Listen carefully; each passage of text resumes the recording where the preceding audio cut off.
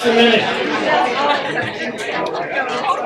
And I wanted to say, let me welcome everybody here to the Beach Cafe. The now famous Beach Cafe. Guys, stop. Let's just bring it down just in time. It seems like we were here a few years ago when we were doing the book party for a book called Laptop from Hell.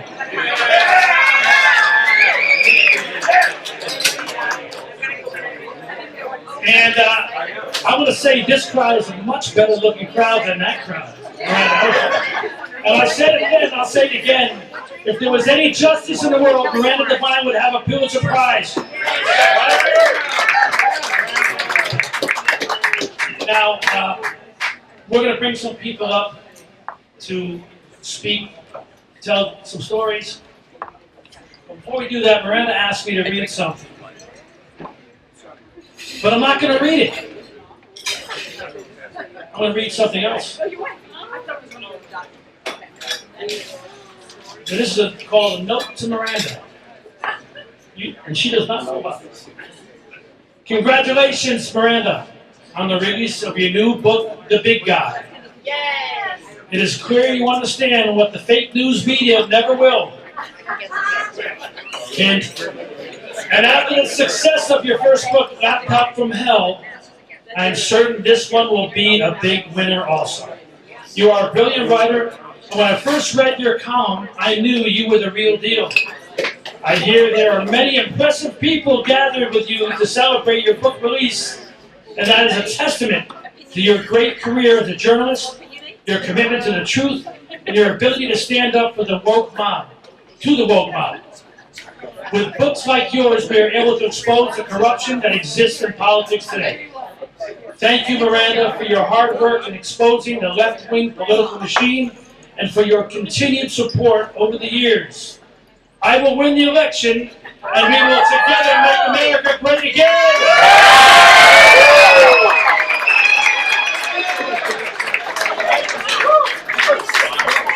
All right, I'm going to get off this little Beach Cafe stage, and we're going to bring up some very smart people. But first, we're going to put our hands together and congratulate and welcome Miss Miranda Devine.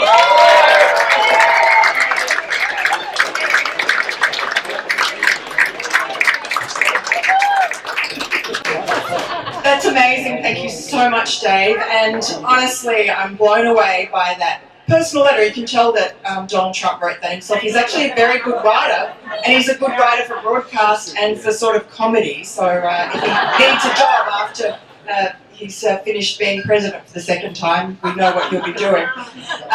So, look, I want to say thank you to everybody for coming tonight. It's just been a huge effort, I know, with the traffic the way it's been. And thank you. And you're all just very dear to me, and you've made New York home in the 5 years that I've been living here.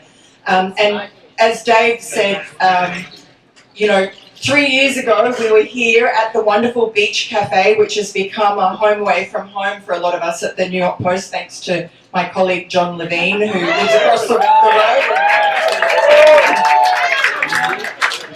And Dave always is so warm and welcoming, and any Australian friend of mine that comes to town just drops in, and Dave just makes them feel right at home. So thank you, Dave, for everything that you do for us. So 3 years ago, the book was Laptop from Hell, and that was the story of Biden corruption, which was bad enough. But actually what I realised was that there was a bigger story, and that is the story of the cover-up. And this is what the new book, The Big Guy, is all about. And it's basically the story of how the FBI, the CIA, the Department of Justice, the State Department, the IRS, all conspired to protect Joe Biden, his crackhead son, Hunter Biden, his layabout brother, Jim Biden, from the consequences of their own reckless greed. And, as the years have gone by and the extent and nature of their crimes have become known, it's become pretty clear that the United States and the rest of the world that it leads, face grave dangers from the very countries where the Bidens made their millions during Joe's vice presidency.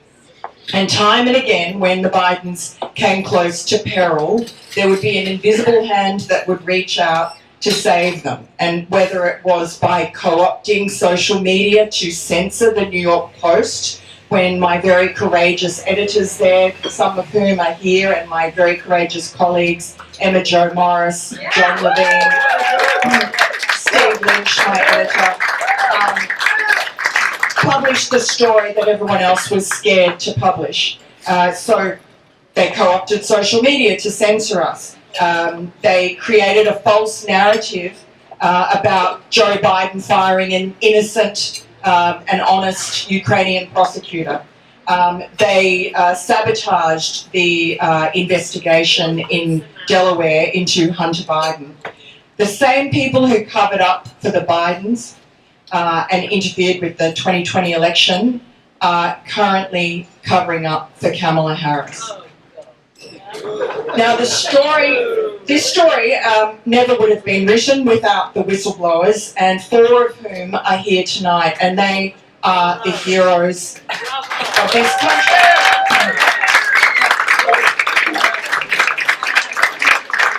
You'll hear from all 4 of them, and they've been through hell, all in their own different ways. First, you'll hear from Tony Bobulinski.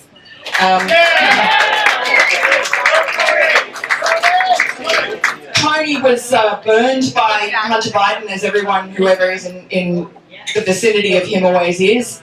He was Hunter Biden's partner in the last and most lucrative China deal.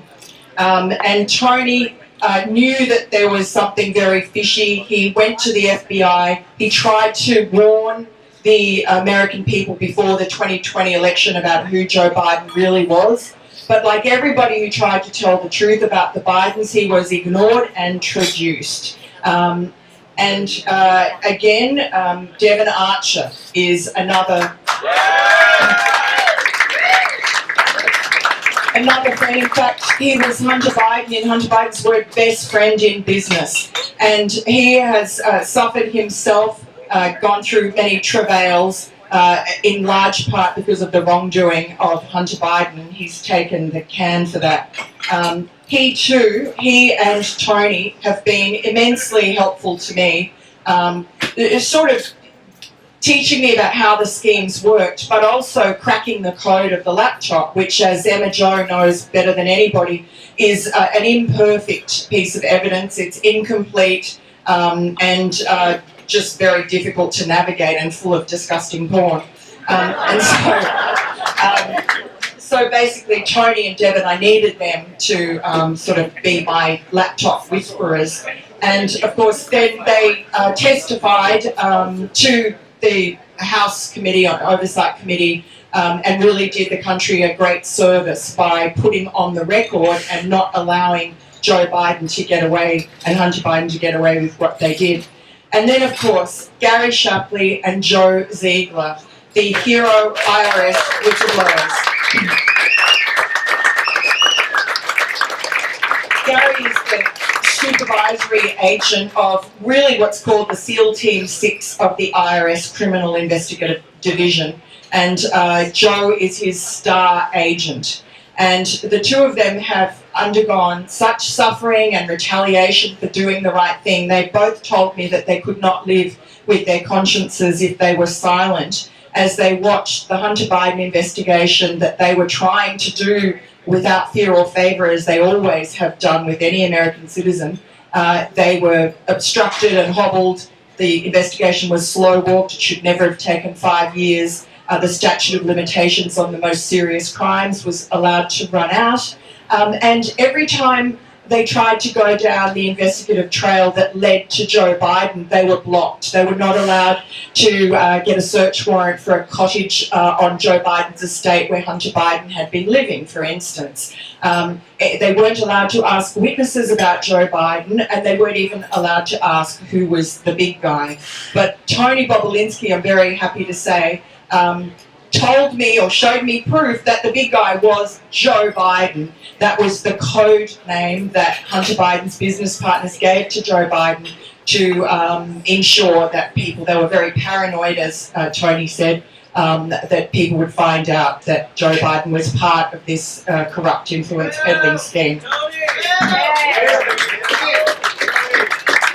And then after them, very briefly, we will have Gary and Joe's very upfront and straightforward and honest lawyers from Empower Oversight, and they are going to try and shake the trees and get some grassroots donations, because there is an amazing lawsuit that Gary and Joe have launched already, and it's to sue Hunter Biden's terrible lawyer, Abby Lowell, who conducted lawfare against them and anyone else who tried to speak up about the truth about the Bidens. He's an untouchable guy, one of those Washington lawyers everyone's afraid of. So this is an amazing lawsuit which they're all conducting, and I think deserve, if you feel so inclined, our support.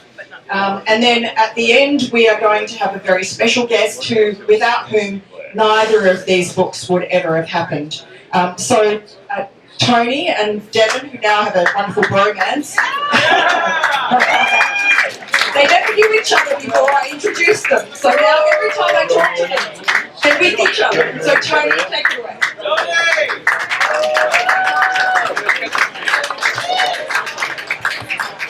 Thank you, everyone, for being here. And a lot of things I could talk about. I'll focus on 3 people. Well, first, Miranda Devine, and obviously the amazing book she wrote, The Laptop from Hell, and then the big guy. I think the whole world knew who that was in October 2020. And unfortunately, we're living through the consequences of why the second book was written, which is obviously all the bad acting from 3-letter agencies and stuff like that. So my hat's off to Devin Archer for the risk he took and his family's taken for coming out and testifying, and then obviously Gary Shapley and Joseph Ziegler, absolute warriors. For me, I don't work for anybody else. I could say that happily and luckily, and so I lived in a slightly different world. These 2 individuals still work for the U.S. government and put themselves and their families in harm's way to step out in front of an oncoming train to scream something's not right. And so I tip my hat to you. My family's grateful to you, and we're all safer because of you 2. So I'm grateful for that. And, I'll just do one plug on Pennsylvania.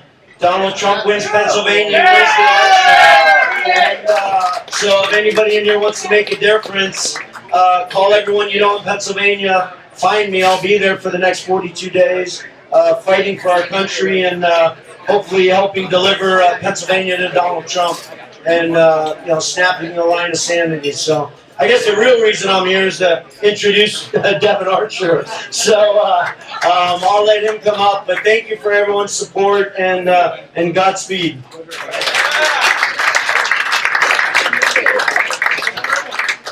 Thank you very much. It's a pleasure being here. I actually thought we were here to negotiate my royalty rights for this book. But other than that, that's the you tricked me. But anyway, listen, I've never wanted to be a part of any of this. I thought I was a businessman, being very clever with Hunter Biden and navigating the kind of halls of Congress and doing this in a way that would be clever and add an advantage of private equity. That was really my motivation, and I never thought that this was going to kind of lead to this. But what happened was an absolute kind of transparency in how our system works. The darkness of kind of the deep blue state has I've been deep, way out in the ocean with these folks, and I've come back. I always say to in my normal conversations of I was a nautical man. It was read, write, return. So basically, I've kind of come back to a land, being creature, and it's found me. But what brought me here? I was in court essentially, and and there was this woman in a wig and a hat behind me that kept putting me on the cover of the Post, and I was like, but some type of disguise, and I was like, at a certain point, after these people have kind of thrown you into the bus, thrown you to the wolves, I've got, I'm a family man with 3 kids, and all I want to do is raise them and play lacrosse for them and raise them as good Americans. And she was there, and I basically essentially, she came to court one time. Out of the last 8 years that I've been basically destroyed by the state, I just reached out to her the next day. I said, "Randy, you keep writing these articles about me. Would you just talk to me? Like, let me talk." And so we had a clandestine meeting about 2.5, 3 years ago at a coffee house, and I was like, "Just ask me. I'll tell you everything that you want to know."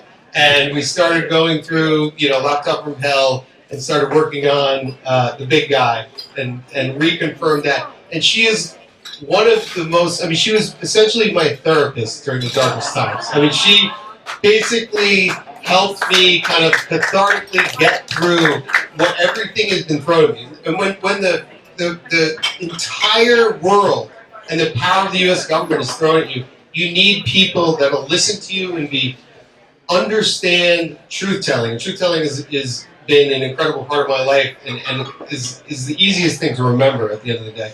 And so her ability to kind of talk to me for those years, to get through this book, to drop all the great headlines that we worked on, from Weekend at Biden's, which wouldn't get in the Post but got in the Western Australian, Quid Pro Joe, there all of it. So she is not only an incredible journalist, an incredible author, a truth teller that's moved the needle for this country. She has been absolutely inspirational for my family and for all of us, and I think she's changed history, and I've just been a simple pawn in trying to help that, and I am so happy to be here. I'm honored to be here, and I thank you, Miranda. You are really an inspiration for all of us, so thanks.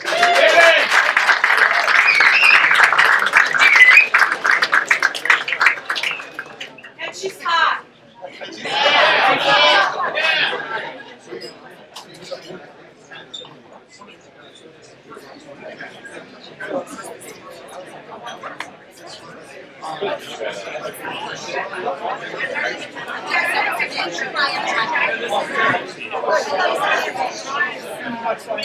So now I want to introduce 2 amazing men who they hate being called heroes, but I can't think of any other word for them. Gary Shapley and Joe Ziegler, the IRS whistleblowers, without whom Hunter Biden never would have been held accountable. He never would have been charged, he never would have pleaded guilty, he never would have been convicted. So that's one measure of honesty that we have actually managed to get, and there will be a lot more, I think, as they're increasingly vindicated and I think rewarded for what they did.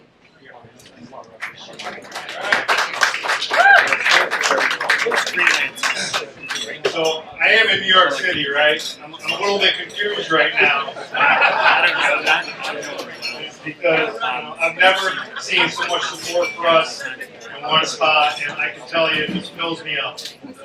We've been through a lot, and on my family, and on my friends, and on my job, it's been incredibly tough, and we do everything we can to keep it together, but I wish I could bottle you all up. Miranda needs to write more books so that we can get up here and feel the support from you all, because Joe and I are going to fight no matter what, and we keep bringing it to them to do what's right.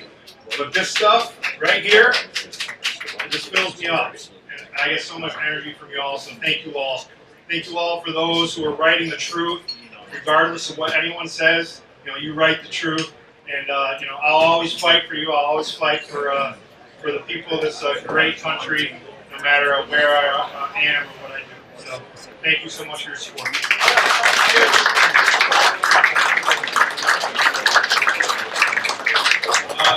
So my name is Joe Ziegler. I was the case agent from 2018 on Hunter Biden investigation. Remember starting to work it? Everyone was telling me, don't open that case up. You don't want to touch it. And I can recall telling everyone, all my work colleagues, you have to do the right thing. We have to treat everyone the same. And I can tell you as a government person, I'm nonpartisan. I'm going to find the facts. I'm going to investigate that case. There's a lot of us agents like me, myself, Gary, that work for the IRS that are trying to do the right thing. And it's a shame to see what had happened. To give you a little personal perspective of what happened throughout all of this, I know I went through a pretty deep depression with the agency because of the retaliation. You guys probably don't see those effects. I lost my marriage. I lost my dad this past February. And at the end of the day, I'd still do it over again and again the same way that I did it, because I can remember sitting there. I can remember sitting there with Gary, and we're like, gotta blow the whistle. We gotta blow the whistle. I'm like, hold on, they're gonna do the right thing. They're gonna charge the case. They're gonna do it. And I can remember the day, May 15th, that they removed me from the case for doing absolutely nothing. And I knew the gloves were off at that point. And at the end of the day, look at everything that's happened. We have been vindicated, and we were right. So, lastly, thank you to Miranda. I mean, getting this out there in the forefront. It's a story that needs to be told. You're doing a great job at this, and thank you so much. From Gary and I, thank you. We can't thank you enough.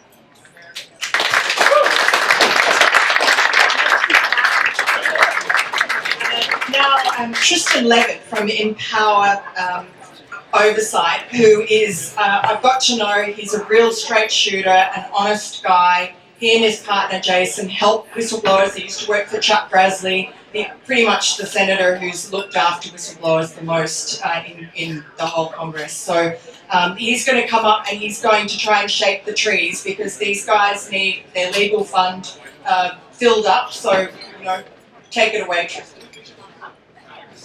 Thank you, Miranda.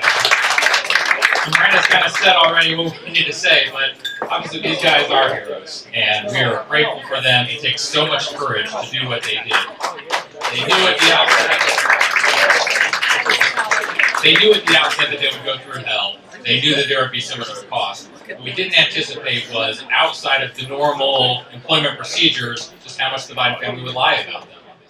And that's taken a huge toll there. And one of the things that's really frustrating for those of us that lean to the right is that there often are lies without any consequences on the other side. There's never any accountability for that. And so these guys need your help. Although we are working right now because Hunter Biden is suing the IRS, claiming they broke the law, which they didn't. We've been extremely careful. My partner and I have vast amounts of congressional experience working with whistleblowers. But what they decided on is the way to punch back, to file a defamation lawsuit against Abby Lowell. And doing that, I think, makes send a big message that there will be accountability for these kinds of lies. But these kinds of things are not cheap to do. We can't do this pro bono like we have all of our other representation. So we have Mitch Langford, who's the attorney who represented Steve Wynn in getting a $40 million jury judgment against Girls Gone Wild. And he has agreed to help them in this case. But it's a steep hill. It still is, just because of the cost that would be for that. So they're suing Abby Lowell for $20 million. It is not for the money. And if it is the case that they get through to that, then those who donate, we will make sure that that money gets paid forward to the next case. Because there are many other whistleblowers in government that want to come forward, that they're looking. They ask us all the time. I'm going to testify for Congress tomorrow alongside one of our FBI whistleblowers. They always ask, how are the IRS guys doing? Because that's what they use as the measure of whether they're willing to put their necks on the line or not. So if we can help defend them, we will make sure that other people are willing to come forward and highlight the problem in our government. So please go to defendwhistleblowers.com if you can. If you're interested in talking to them tonight, or any of us that donate, they need this. We're doing everything we can to raise money for this, and it will have a huge impact to make sure that people come forward and do what's right in government. So thank you.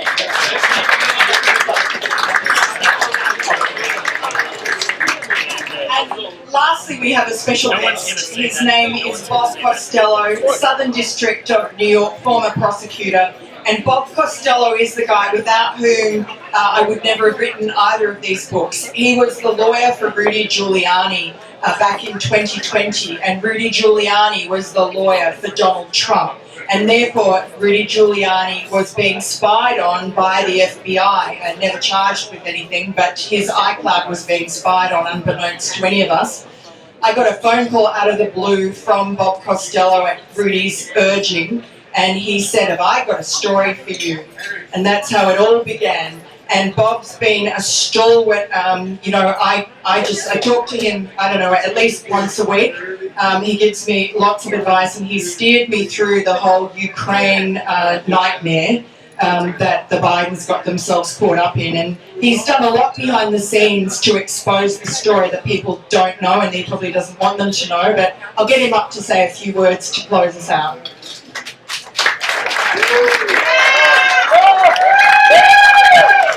Thank you. But before I say anything, Tony Bobbiansky has an announcement. So I tend to usually give anonymously when I support people. I've been blessed. We live in the greatest country in the world. But I publicly want to sort of encourage you guys to pull out your checkbooks and send wires to support these guys legally. So my family and I will match every dollar that's raised tonight, $2 to 1. So I hope you guys pull out and put together a couple $100,000, and I'll be happy to match $2 to 1. So thank you. Let's hear it for Tony Bobbiansky. The reason I'm up here tonight is because, in a way, I'm responsible for both of Miranda's books. I was the one who brought you the Hunter Biden hard drive in August 28th of 2020. I obtained it from John Paul McIsaac, went through it, realized the value of this, and then called Rudy Giuliani to tell him what I had. And unfortunately, because I was naive and living in the America that we all grew up in, which doesn't seem to exist anymore, I thought that this election was over. That's what I said to Giuliani. When you see what I've seen on this Hunter Biden hard drive, there is no question that Donald Trump is going to win this election. What I didn't know at that time, and subsequently found out while representing Rudy, after he got hit with a search warrant to grab all of his electronic devices, that morning, the FBI was at his apartment, and I knew Rudy Giuliani had copies of the Hunter Biden hard drive. So it was 6:30 in the morning. Rudy puts the FBI agent in charge on the phone. And I said, "Listen, I have a question for you, and it's not an insulting question. Do you know what a hard drive looks like?" He said, "Yes." I said, "Describe it to me." And he did. So I said, "Now go into Giuliani's office, and on his desk, you will see 3 hard drives. Those are Hunter Biden's hard drives. Those are the brains of Hunter Biden's laptop. And since your search warrant said you are to seize all electronic devices, I assume you're going to seize those. I just wanted to let you know what they were." Now, he didn't plug them into any computer. He just took my word for it. But he said, "Oh, no, we're not touching that." I said, "What do you mean you're not touching that? The search warrant requires you to take all electronic instruments." No, we're not touching that. We're not going anywhere near that. That gives you an idea of what was going on that day. That was April of 2021. But we found out at that time, after Giuliani had these search warrants, that there was an earlier search warrant, 18 months before. And that goes back to the time when I discovered the Hunter Biden hard drive, and I contact Giuliani to tell him what we have. The FBI or the CIA or whoever else was listening to our communications said, "Uh-oh, we have a problem." And they went out and went to Facebook and Twitter and all of the other media devices and said, "We have reliable information that you're going to be presented with Russian disinformation involving Hunter Biden." Now, do I look like a Russian agent to you? I mean, this outrageous lie, which is election interference, is exactly what Miranda is writing about in her new book. So when I got her the Hunter Biden hard drive, she wrote "Laptop from Hell." And now, as a result of the conversations that I was having with Giuliani, informing him, they said, "Oh no, we know Giuliani's going to run to the press with it," as he did. And we thought the election was over because we couldn't believe that the 3-letter agencies who represent the United States would work against any candidate in the election. Unfortunately, that's true. Please spread the truth of these stories to your friends and neighbors who might be thinking about voting for the cackling fool. Because this nation really needs to be put back on the right track, and I think only Donald Trump and Miranda Devine can do that. So I thank you.